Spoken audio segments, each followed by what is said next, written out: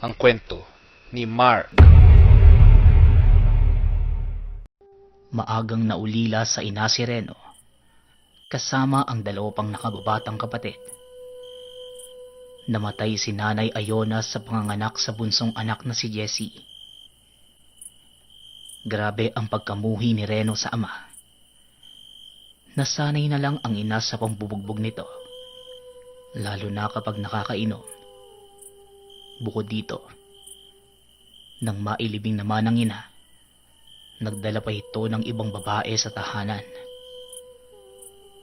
Hindi man sang-ayon ang mga anak, wala naman silang nagawa. Imbis na magalit, nanahimik na lang si Reno pati na rin ang mga kapatid. Ipinagpasa Diyos na lang nila ang mga nararamdaman. Kuya, gutom na talaga ako. Kita mo naman si Jessie, oh. Kanina pa yan iyak ng iyak. Kanina ka pa namin hinihintay, kuya, eh. Sinarado na naman kami ng demonyitang kabit ni tatay ng kusina. Bawal daw kami doon, eh. Wika ni Rona na sumunod sa kanya. Hayaan nyo na, Nora. Sige na, pumasok muna kayo sa kwarto ko. May tinapay akong dala. Ito na lang ang pagsaluhan natin. Hindi naubos ang paninda kong mga gulay. Kaya pasensya na, ito lang ang kaya ng pera ko eh. Tugon ni Reno.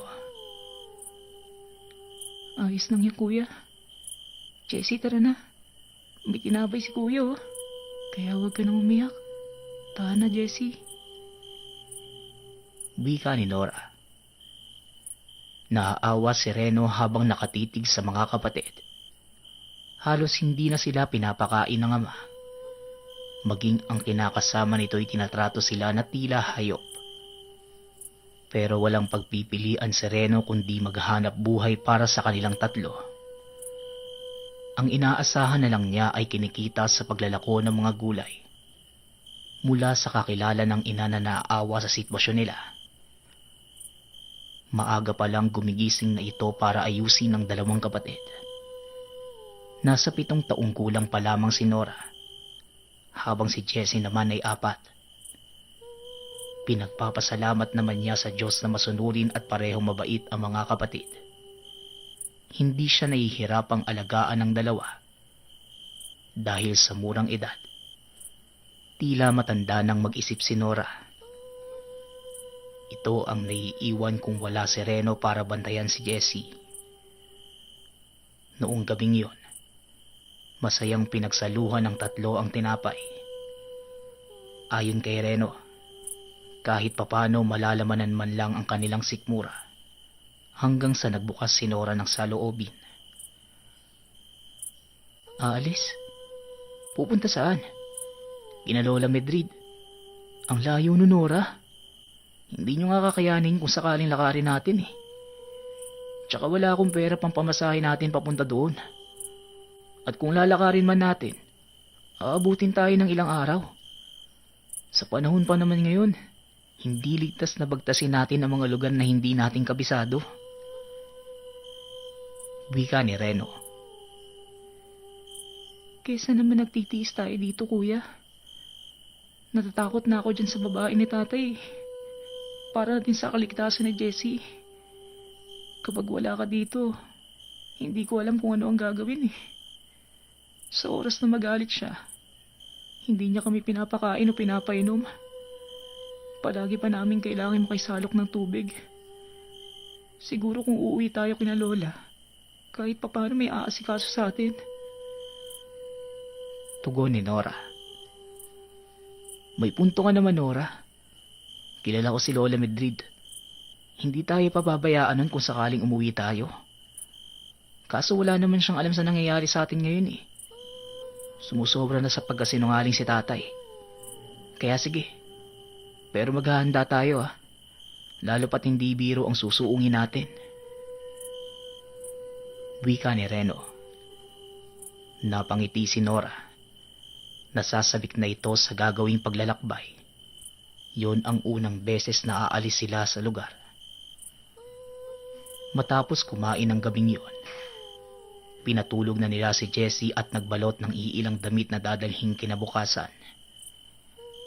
Gamit ang bayong ng gulay, isa-isa nilang niligpit ang mahahalagang gamit na makakatulong sa kanila para makarating sa lola.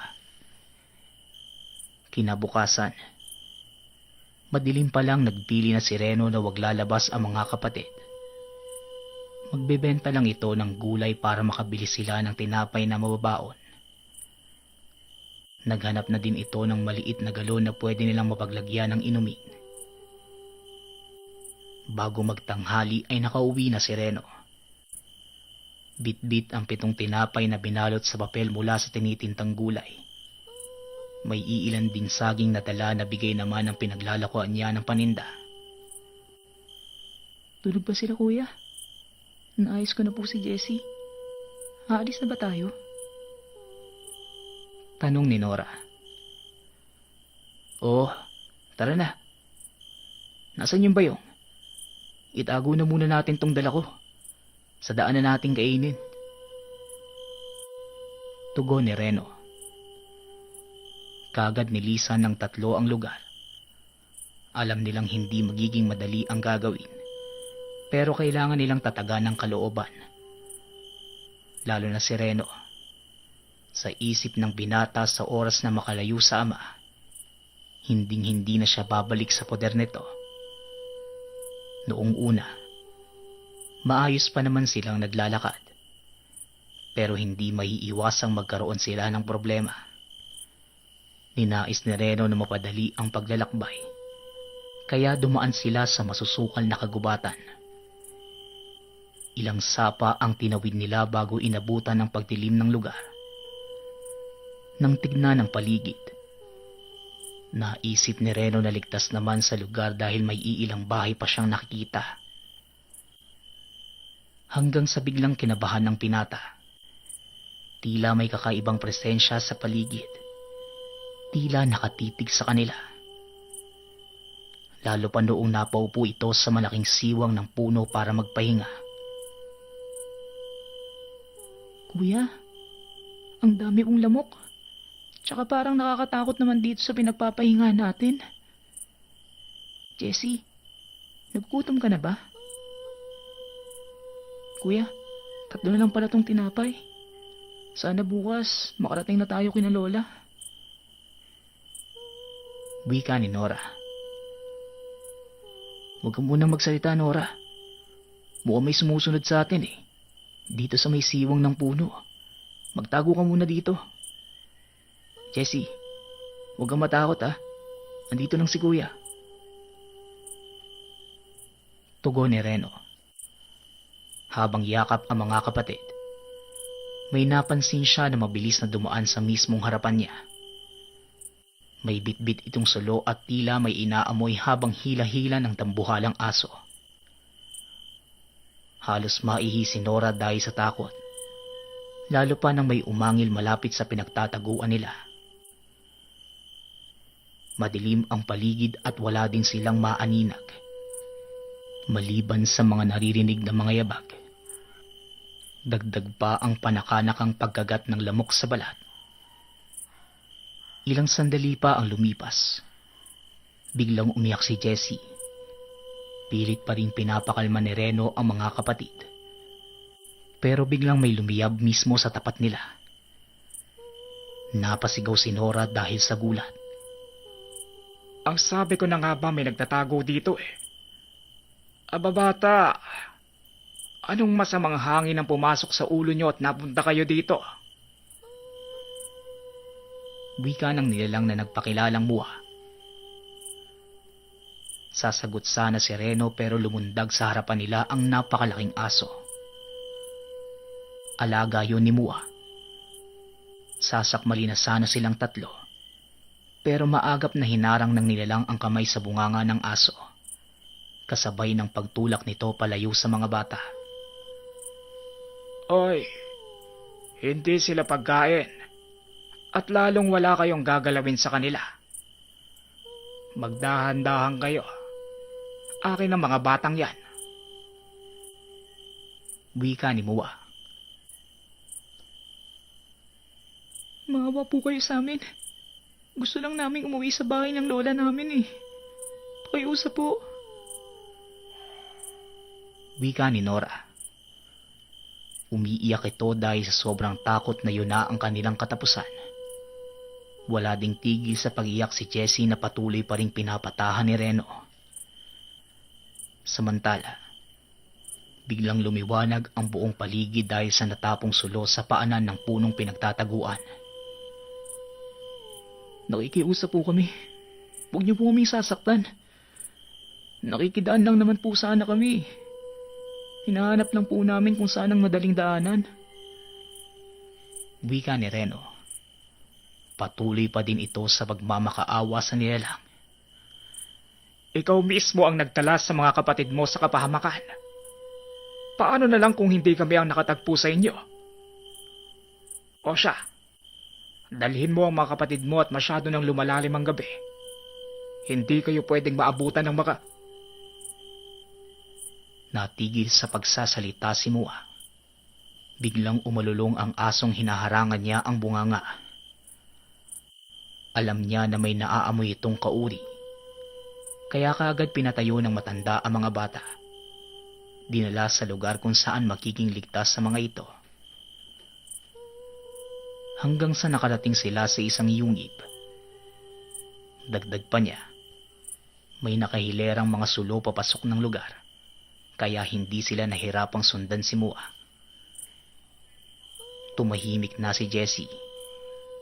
Patuloy pa din sa pagkikbi si Nora habang nakahawak sa kamay ni Reno. Nanginginig pa din ito, lalo na kapag tinitignan ang itsura ng mga nagligtas sa kanila. Habang ang mga aso naman, nanlilisik ang mga mata na tila nanggigigil sa tuwing tumitingin sa mga bata. Ilang saglit pa nang marating nila ang sentro ng yungib. Namangha si Nora dahil hindi niya inaasahan na makikita sa loob ng masukal na daanan. Tila nakapasok sila sa napakaganda at malaparaisong lugar. Nanlaki naman ang mga mata ni Reno. Biglang nag-iba ang aura ni Mua. Doon niya nalaman. Maskara lamang pala ang nakasuot sa ulo nito. Tumitig si Mua sa mga bata at ngumiti sa kanila. Hindi inaasahan ng mga bata ang inaakala nilang halimaw. Isa palang ordinaryong tao. Oh, bakit parang natigilan kayo? Oo, hindi ako masamang nilalang. Nagsusuot lang ako ng maskara para hindi ako mapahamak. Pero itong alaga kong si Barok, totoo ito. At hindi lang siya basta aso. Siya ang protektor ng gubat na ito. Pasalamat kayo na kami ang nakasalubong nyo. Dahil kung hindi, nakakasigurado kung hindi kayo aabuti ng bukas. Baka pinagpestahan na kayo ng mga taong lobo sa lugar.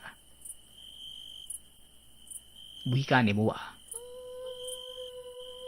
Maraming salamat po. Mga taong lobo?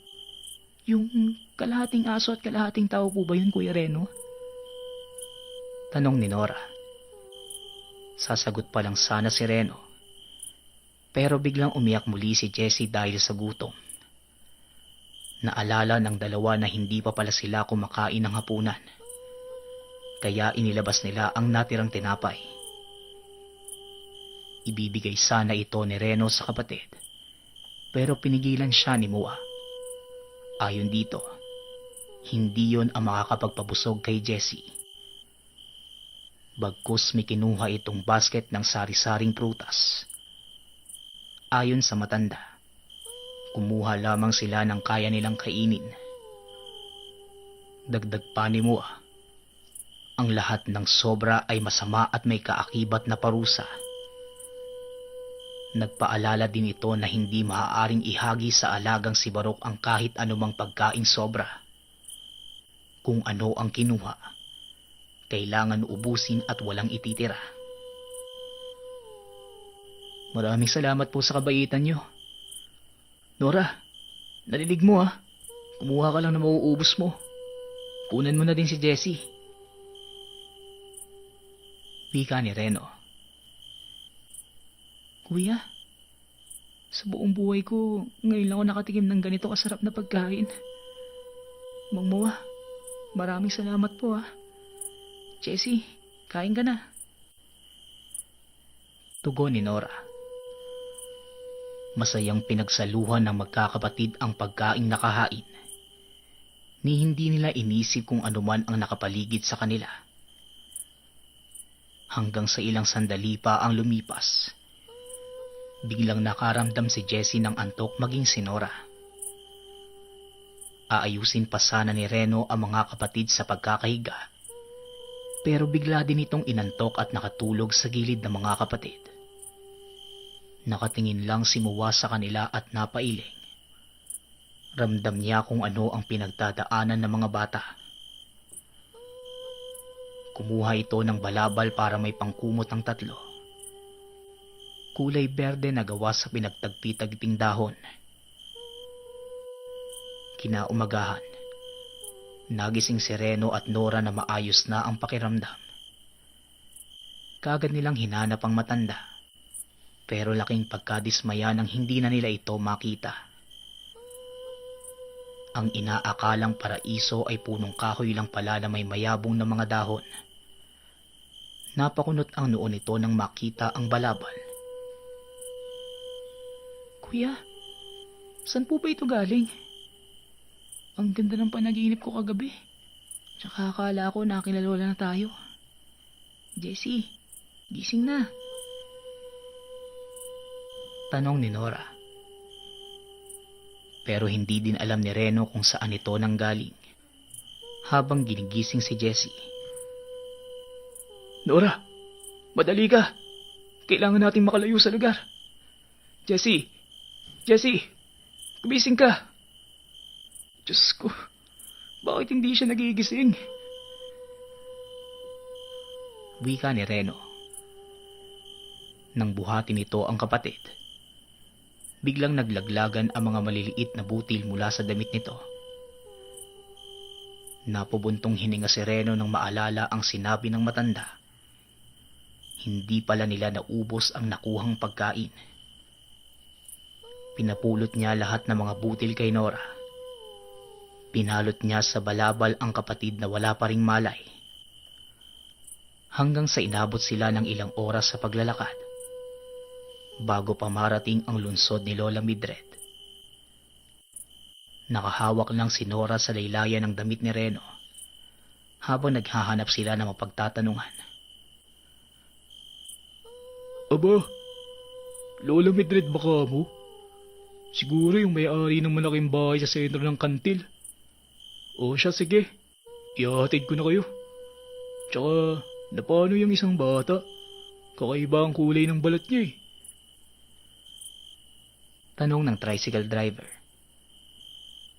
Napatingin si Reno kay Jessie. Doon lang niya napansin ang pagiging berde ng balat ng kapatid. Ang dating buhok na kulay itim, tila napalitan ng kulay mais. Nataranta na si Reno at hindi na alam ang isasagot. Kahit hindi sigurado sa sinasakyan, sumama na lang sila dahil alam niyang kailangan na nila ng agarang tulong. Ilang sandali pa, narating na nila ang malapalasyong bahay ng lola. Huminga ng malalim si Nora habang hindi pa rin bumibitaw sa pagkakahawak sa kuya. Papasok pa lang sila ng bakuran. Sumisigaw na ang tricycle driver. Kahit wala pang naikwento ang magkapatid, tumakbo na ito para humingi ng tulong. Nagsilabasa naman ang 4 na lalaki kasama ang matandang nakatungkod. Naluha si Reno nang makilala si Lola Midred. Kasama nito ang mga kapatid ng ina. Wala pang mga pamilya at doon lang nila nalaman na nag-iisang anak na babae pala ang ina. Hindi inaakala ng pamilya na hindi maganda ang sinapit na mga anak sa piling ng lasinggerong ama.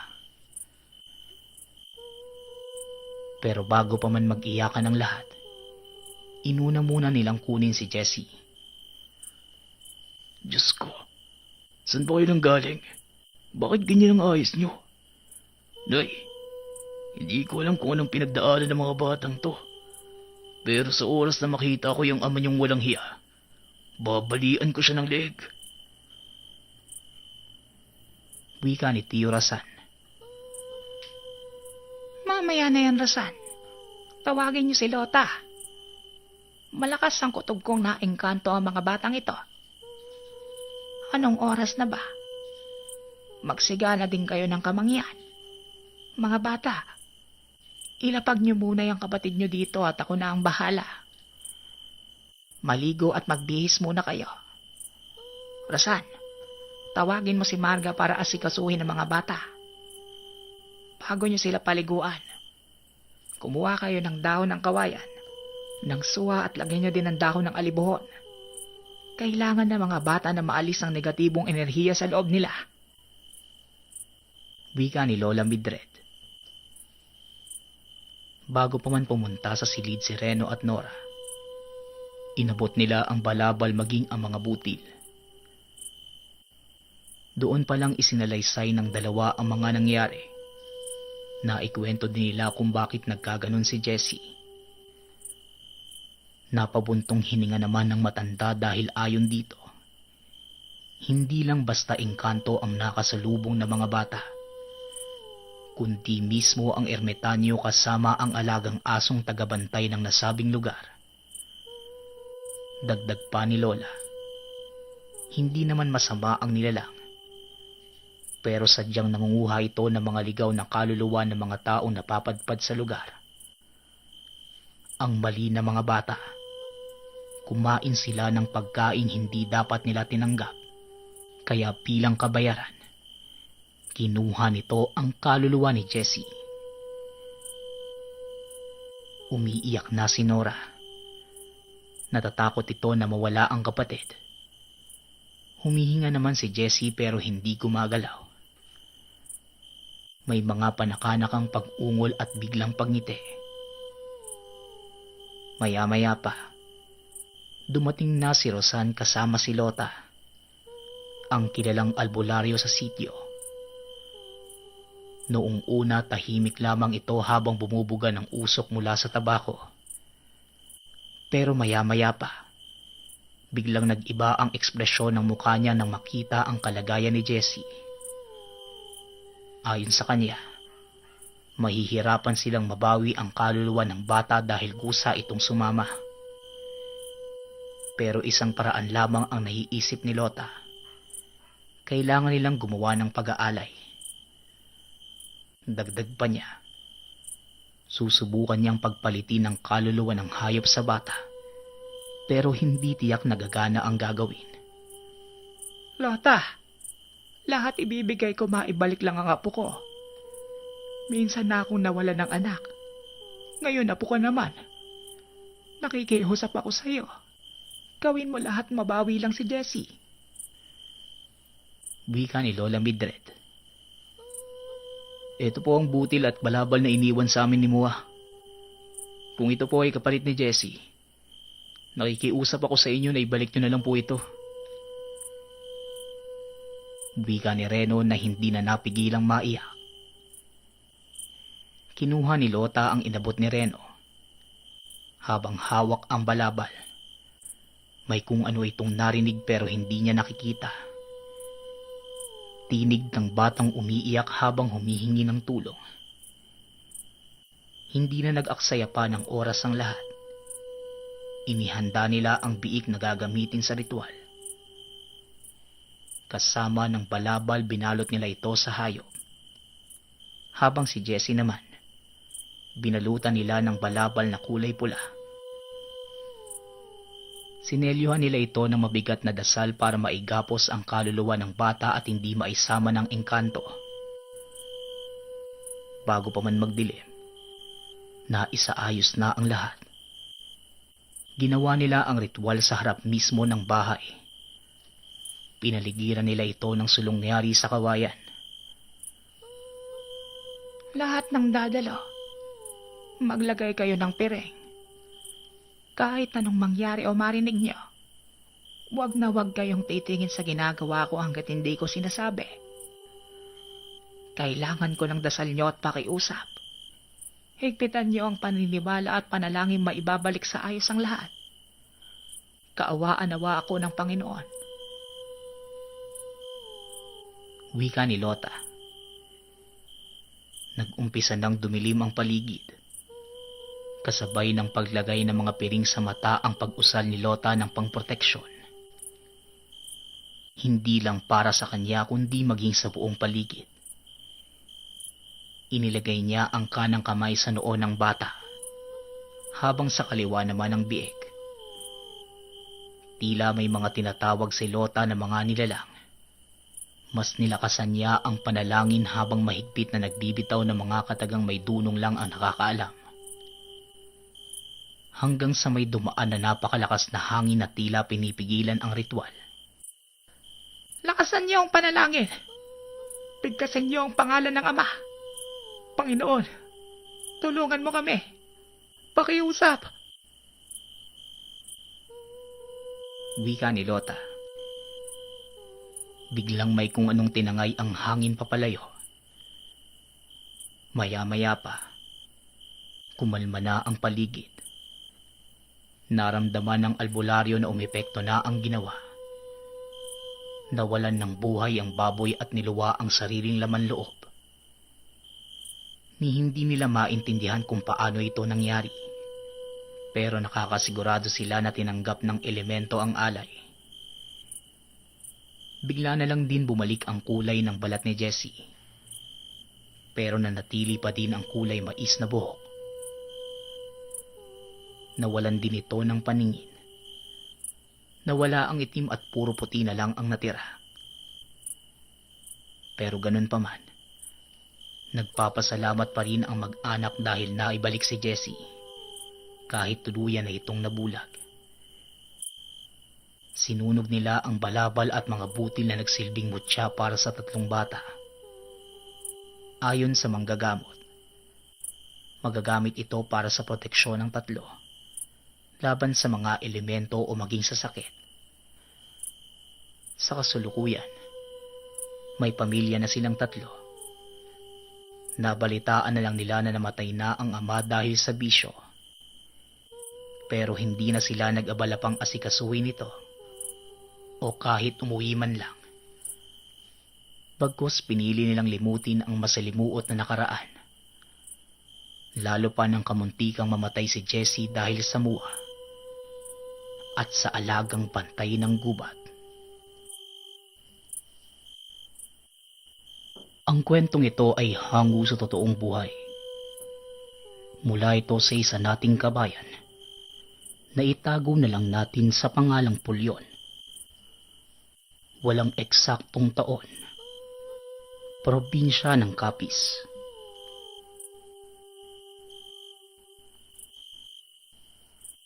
Naganap ang pangyayaring ito kasagsagan ng gera kontra mga rebelde sa kabundukan.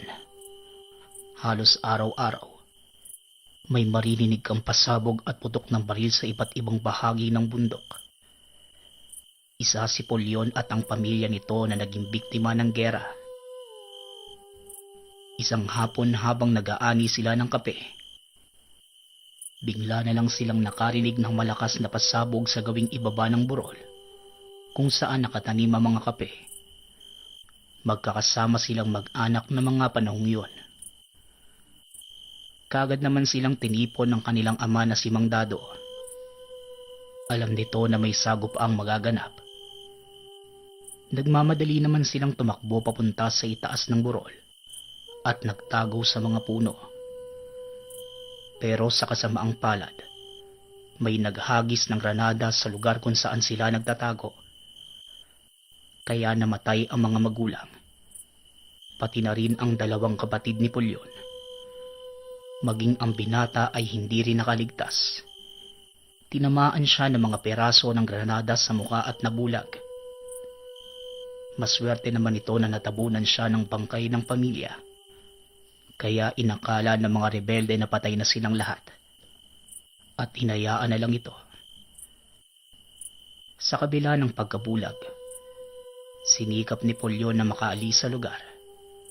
Marahan niyang kinapa ang paligid para makalabas sa kagubatan. hanggang sa nahulog siya sa bangin at muling nawala ng malay. Nang makabalik sa ulirat, nakarinig siya ng boses ng matanda. Nararamdaman niyang pinupunasan siya nito. May mga nilagay din ang matanda sa mga mata. Sa loob ng ilang araw ay tuluyang gumaling ang mga sugat ni Polyon. Kaso, hindi naagapan pa ang paningin ng binata. Iho, kumain ka na muna para kahit papano ay bumalik yung lakas mo. Wika ng matanda na nagpakilala sa pangalang Tatay Luis. Ano pa po bang dahilan ko para mabuhay? Wala na ang paningin ko. Kinuha na din ng mga taong yun ang buhay ng pamilya ko. Sana, namatay na lang din ako eh. Tugon ni Polyon. Ramdam ng matanda ang matinding galit sa boses nito. Kaya ginawa niya ang lahat para mapakalma si Polyon. Ang hindi alam ng binata, isa palang malakas na manggagamot si Tatay Luis. Alam kong masakit ang nangyari sa iyo. Ngayon, tatanungin kita, ano ang gusto mong gawin? Tanong ni Tatay Luis. Walang pagdadalawang isip namang sumagot si Polyon. Gusto kong pagpayarin ng mga taong pumatay sa mga magulang ko. Tugon ni Polyon, habang seryoso ang muka. Tumawa naman ang matanda at muling nagsalita. Ipaghihiganti ba ka mo? Kanina lang, gusto mo nang mamatay eh. Paano mo mapaghihiganti ang mga magulang mo? Kung gusto mong mabigyan ng ustisya ang pagkamatay nila, sundin mo ang sinasabi ko. Magpalakas ka at simulan mo sa paghigot sa sabaw na yan. Dagdag na matanda. Kagad namang kinapa ni Polyon ang mangkok at hinigop ang mainit na sabaw. Doon lang niya naramdaman na gutom na pala siya. Kaya humingi pa ito ng isa pang bangkok ng sabaw. Nagtuloy-tuloy ang pagpapalakas ni Polyon. Hanggang sa isang araw, dinala siya ng matanda sa labas ng bahay. Tanghaling tapat na mga oras na yon, inabutan siya nito ng mahabang patpat at tinutusang maglakad. Huwag kang mag-alala. Patag ang paligid ng bahay ko. Malaya ka makakapaglakad. Gamitin mo ang patpat na yan bilang gabay mo. Palakasin mo ang mga tuhod mo. Kakailanganin mo yan. Wika ni Tatay Luis. Sinunod naman ni Polyon ang sinabi ng matanda. Noong una ay nahihirapan pa ito at hindi maiwasang madapa. Pero habang tumatagal, naiikot na niya ang buong bakuran ng walang kahirap-hirap. Tatay Luis, naiinip na po ako. Kabisado ko na po ang buong bakuran niyo eh. Ano pa po ba ang susunod kong gagawin? Tanong ni Polyon. Kaagad naman siyang inakay ng matanda. Alam nitong papalabas sila ng bakuran. Nararamdaman ni Polyon ang paglapat ng mga damo sa binti. Ngayon, papalakasin natin ang pakiramdam mo. Ang daanang ito ay tuwid. Kailangan mong manatili sa gitna dahil ang magkabilang gilid nito ay bangin. Pero kung sakaling mahuhulog ka, hindi ka namang kagad mamamatay. Mababalian ka lang. Pabirong wika ni Tatay Luis. Ilang araw ding ginawa ni Polyon ang sinabi ng matanda. Makailang ulit din siyang nagpagulong-gulong sa bangin. Pero determinado siyang lumakas. Nakikita naman ito ng matanda. Hanggang sa tuluyan ngang nakabisado ni Polyon ang paligid. Nagagawa na niyang maglakad papunta sa kagubatan at mag-ipon ng mga tuyong kahoy. Sa isip ni Tatay Luis, panahon na para itaas ang antas ng kakayanan ng binata. Polyon, alika. Maupo ka sa lamesa at may bibigay ako sa iyo. Wika ni Tatay Luis. Pumasok ito sa silid at may kinuha na maliit na botelya. Pinahawakan niya ito kay Pulyon at sinabing, Buksan mo ang botelya at inumin mo ang laman. Ubusin mo. Tiisin mo lang ang lasa. Medyo mapait yan eh. wika ni Tatay Luis. Sinunod naman ni Pulyon ang sinabi nito. Dire-diretso niyang ininom ang laman hanggang sa naubos. Bigla na lang siyang nakaramdam ng matinding init sa dibdib. Nanikip ito at unti-unting kinapos sa paghinga. Hanggang sa tuluyan siyang nawala ng malay. Pagkising niya, naramdaman niyang nakahiga na siya sa sahig. Pagbangon ni Pulyon, ramdam niya ang kakaibang gaan ng katawan. Maging ang pandinig ay lumakas din. Hanggang sa naramdaman niyang may kung anong paparating sa kanya. Sinalo niya ito at tila kusang kumilos ang mga kamay. Mahusay, Pulyon. Gumana sa iyo ang kapangyarihan ng ligaw na damo. Ngayon, gamitin mo ang taglay mong lakas para sa kabutihan. Ipinagkaloob ko ito sa iyo hindi para ipaghiganti ang mga magulang mo, kundi para tumulong sa iba. Wika ni Tatay Luis. Sinanay ng matanda ang binata sa paggamit sa bagong kakayanan. Bagamat wala na itong paningin, nagagawa niyang maayos ang mga gawain ng mga normal na tao. Isang araw, habang nagsisibak ng kahoy sa bakuran ng matanda, bigla na lang nakaamoy si Pulyon ng tila nasusunog na pulbura. Kagad siyang tumayo at naglakad palabas ng bakuran. Naramdaman niya ang mga yabag na mga paparating na tao. Mas lalong tumindi ang amoy ng pulbura. Naisip niya na mula ito sa mga taong iyon.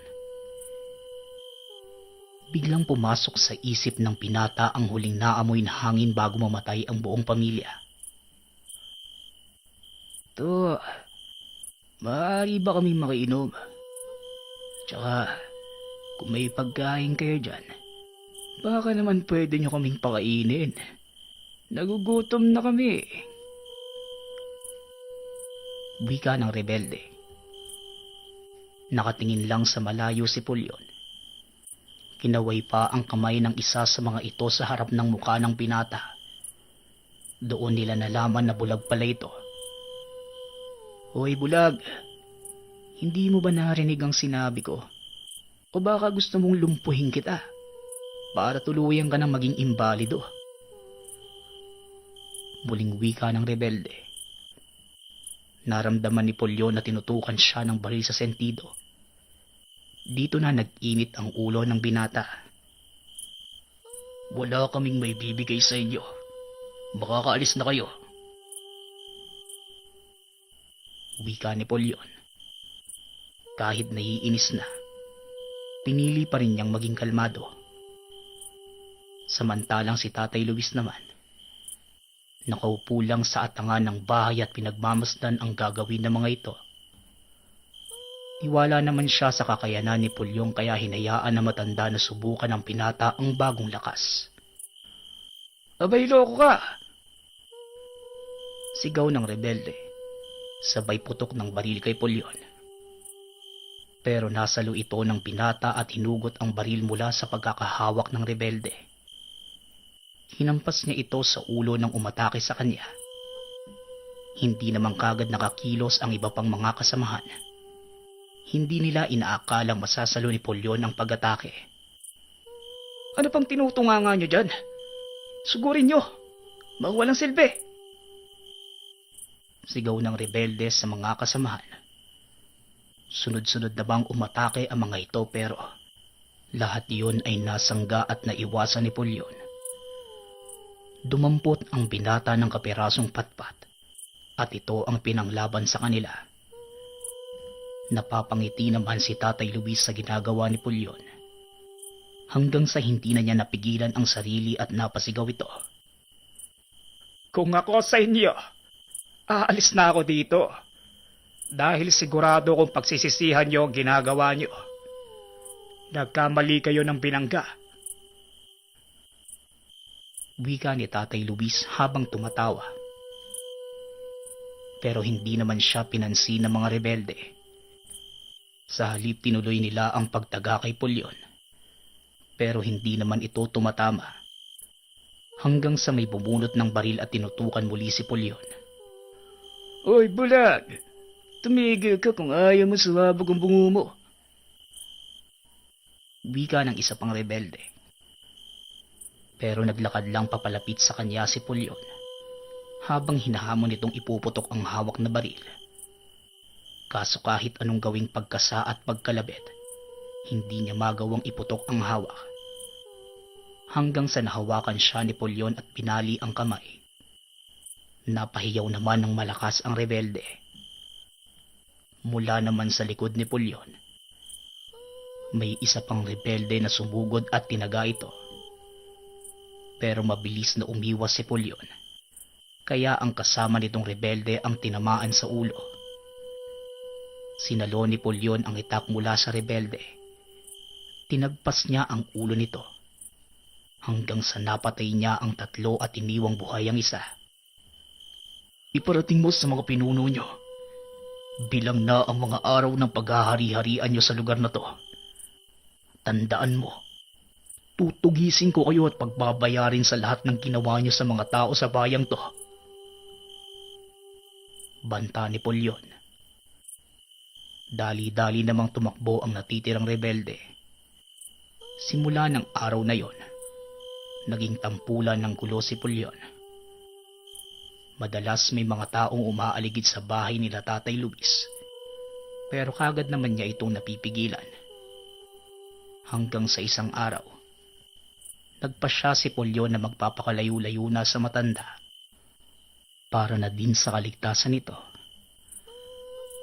Tatay Luis, mas makakabuti po siguro na lumayo na ako sa inyo. Mapapahamak lang po kayo kapag nandito ako eh. Hindi titigil ang mga rebelde sa pagtugi sa akin. Wika ni Pulyon. Kaso labag ito sa kalooban ng matanda. Ayaw niyang umalis si Pulyon dahil na din sa kalagayan niya. Pero mapilit ang binata. Kaya sa huli wala ding nagawa si Tatay Luis kundi ang sumang-ayon. Sige, kung yan ang gusto mo. Pero hindi ka aalis nang hindi mo dala ang bastong ito. Wika ng matanda. Sabay abot ng baston kay Pulyon. Hinawakan naman ito ng binata at naramdaman na tila kumakalog ang baston. Binunot niya ito at nang makapa. Nalaman niya na isa itong patalim na nakatago sa loob ng baston. Salamat po, Tatay Luis. Tatandaan ko po ang lahat ng mga tinuro niyo. Wika ni Pulyon. Kinaumagahan, kaagad itong nagsimula sa paglalakbay. Gamit ang bastong pinagkaloob ng matanda bilang gabay. Hanggang sa mapunta siya sa isang baryo. Kaagad napansin ng mga tao na bulag si Pulyon. Kaya may ilang sumubok na magsamantala sa binata. Naghahanap ng lugar na pagpapahingahan si Pulyon. Dahil na din sa sobrang init ng mga oras na yon. Ginapa niya ang poste ng isang tubo at aksidenteng natabig ang tasa ng kape na nakalapag sa mesa katabi ng haligi. Natapon ito kaya nagalit sa kanya ang lalaking may-ari. Itinulak siya nito palabas. Nagdatingan din ng iba pang kalalakihan at pinaikutan nila si Pulyon. Hinawakan ni Pulyon ng mahigpit ang baston at kaagad siyang inatake ng mga kalalakihan. Binunot niya ang patalim sa baston at winasiwas. Tinamaan ang isa sa mga sumugod sa kanya. Napaatras ang tinamaan at ilang saglit pa. Muling sumugod ang mga kalalakihan. Pero nang maramdaman ni Pulyon na papasugod ang mga kalaban niya, winasiwas niya ang patalim. Sa sobrang bilis kumilos ni Pulyon, hindi na nagawa pa ng mga kalalakihan na sanggain ang pag-atake ni Pulyon. Hanggang sa tila tumahimik ang paligid. Nakiramdam si Pulyon habang nakayuko. Inilapat niya ang kamay sa lupa para pakiramdaman ang pagkilos ng mga ito. Narinig ni Polyon ang pagkasa ng baril. Huminto siya sa pagkilos at ginamit ang matalas na pangamoy para malaman ang kinaroroonan ng may hawak nito. Bukod sa mga mata, napakasensitibo ng ibang pandama ni Polyon. Ultimo amoy o bagsak ng karayom sa lupa ay naririnig niya. Pinaputok ng isa sa mga kalalakihan ng baril, pero walang hirap itong nasangga ni Polyon gamit ang hawak na patalim. Nahati ang bala at tinamaan ng dalawa pang lalaki na nasa likuran. Nang matapos, sinugod niya ang lalaking may hawak ng baril at tinaga. Ipinangsangga ng lalaki ang baril at laking gulat niya nang mahati din ito sa dalawa. Nanlaki ang mga mata ng kalalakihan sa nasaksihan. Halos hindi sila makakilos sa kinatatayuan. Kaunting kaluskos lang ang marinig ni Polyon. Siguradong susunod na sila sa mga nasawing kasamahan. Teka. Suko na kami. Pakiusap. Di na kami lalaban. Wika ng isa sa mga kalalakihan. Inilapag ng mga ito ang mga hawak na sandata. Kaagad namang sinilid ni Polyon ang patalim at naupo sa lamesa. Nilapitan siya ng isa sa mga kalalakihan. Namangha ito sa taglay na kakayanan ni Polyon. Pinatumba niya ang halos 8 tao. Partida at bulag pa ito. Kaibigan, maaari bang makiupo sa lamesa? Pasensya ka na sa nagawa namin kanina. Siya nga pala, ako si Doro. Maaari ko bang malaman kung ano ang sadya mo sa baryo namin? Tanong ni Doro. Pero hindi nagsasalita si Polyon. Sa halip patuloy lang ito sa paghigop ng kape. Pero maya-maya lang, nakaamoy muli si Polyon ng amoy ng pulbura. Kaya napatanong siya kay Doro kung may dala ba itong baril. Tumugon naman ito na hindi siya ang may dala, kundi ang taong nakatayo sa likuran ni Polyon. Balita ako, pinagtataga mo daw ang mga tauhan ko. Sino ka at saan ka ba nang galing? Wika ng lalaking kakarating lang sa lugar. Nakilala ni Polyon ang boses nito. Ito yung taong narinig niyang nagsalita at nagbigay ng utos sa tignan kung may mga buhay pa sa kanila. Hindi na nagpaligoy-ligoy pa si Polyon. Kaagad siyang tumayo sa lamesa. Tinulak ang lalaking nasa likuran gamit ang baston. Ikaw ang pumatay sa mga magulang ko. Magbabayad ka ngayon. Wika ni Polyon. Pero tinawanan lang siya ng lalaki. Nagdibiro ka ba? Ikaw na bulag at imbalido. Ang papatay sa isang tulad ko. Hindi mo ba ako kilala? Pwes, magpapakilala ako sa iyo. Ako si Castor, commander ng mga rebelde. Wika ni Castor. Tinanggal ni Polyon ang balabal at tumarap kay Castor. Nanlaki ang mga mata ni Castor dahil nakilala niya si Polyon. Ikaw yung binatang kasama ng pamilyang pinatay namin sa taniman ng kape. Walang ya. Tingnan mo nga naman. Nakaligtas ka pa pala. Pangungutya pa ni Castor. Lalong nagalit si Polyon. Pero bago pa man makakilos ang binata, sinenyasan na ni Castor ang mga kasamahan na paulanan siya ng bala. Kaagad namang sumunod na mga ito. Sunod-sunod na putok ng baril ang umeko sa buong lugar. At nang akala nilang napabagsak na nila si Polyon, ibinaba nila ang mga baril. Pero paghupa ng alikabok, laking gulat nila nang makita nilang nakatayo pa din ito. At kahit anong sugat ay wala itong natamo. Hindi makapaniwala si Castor sa nakikita. Lalo na magsimulang kumilos si Polyon. Hiniwa niya ang katawan ng mga kalalakihan na tila puno ng saging hanggang sa maubos ang mga ito. Sa pagkakataong yun, wala nang pagpipilian si Castor. Mag-isa na lang itong nakatayo. Binunot niya ang itak at unti-unting lumapit sa binata. Nakatayo lang noon si Pulyon at nakikiramdam. Habang naglalakad ng marahan si Castor, tinanong nito si Pulyon. Saan mo nakuha yung bilis mo? At bakit hindi ka tinatablan ng bala?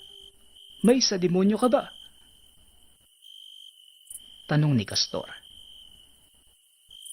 Hindi na mahalaga kung ano ang pinagmula ng kakayanan ko. Ang mahalaga, nasa harap ko na ang taong pumatay sa mga magulang at kapatid ko. At sisiguraduhin ko ngayon, maibibigay ko ang karapat-dapat na ustisya para sa kanila. Tugon ni Pulyon. Kaagad nitong sinugod si Castor. Hindi naman ito nakapaghanda, kaya tumilapon siya sa lakas ng pag-atake ni Pulyon. Marahan itong tumayo para sugudin si Pulyon, pero sinalubong siya ng binata. Nang magdikit ang mga sandata nila, naputol ang itak ni Castor at tumuloy ang patalim ni Pulyon sakto sa leeg mismo ni Castor. Napaluhod si Castor at hindi na nakakilos. Hinila ng binata ang patalim at tuluyang nabiyak ang ulo ng kalaban. Nanginginig ang katawan ni Pulyon dahil sa sayang nararamdaman. Dahil sa wakas, nabigyan na niya ng hustisya ang pagkamatay ng mga mahal sa buhay. Makalipas ang ilang taon, patuloy na nagpagala-gala si Pulyon. Madalas itong makita na nakaupo sa mga tabi ng bangketa sa palengke sa bayan ng Dumalag.